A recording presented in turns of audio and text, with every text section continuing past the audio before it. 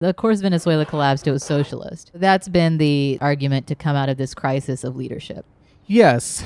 Well, and you see a number of weird things about this, okay? The right wing, they'll say socialism doesn't work, it can't work, et cetera, and naturally what they do is they just try to point to regimes and like places that aren't going well that nevertheless had some kind of self-declared socialist orientation or whatever. So Hugo Chavez says he's a socialist, so Venezuela is socialist.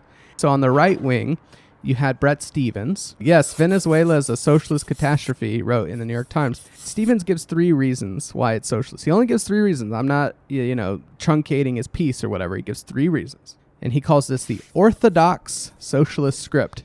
Number 1, government spending on social programs? Check.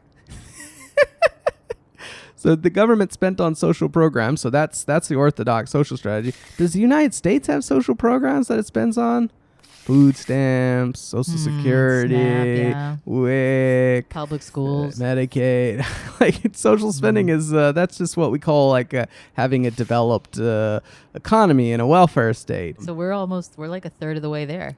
Yes. Well, what's funny is he goes from 2000 to 2013, government spending rose to 40% of GDP, and he's like, my God, that's a huge number, right? In the United States, it's 37% of GDP, and the United States is low. Oh. Is low. If you go up into the Nordics and France, it's over 50% of GDP. So what's point number 2? So point number 2, raising the minimum wage. Check. We've done that dozens of times in our history, and certainly states do it frequently.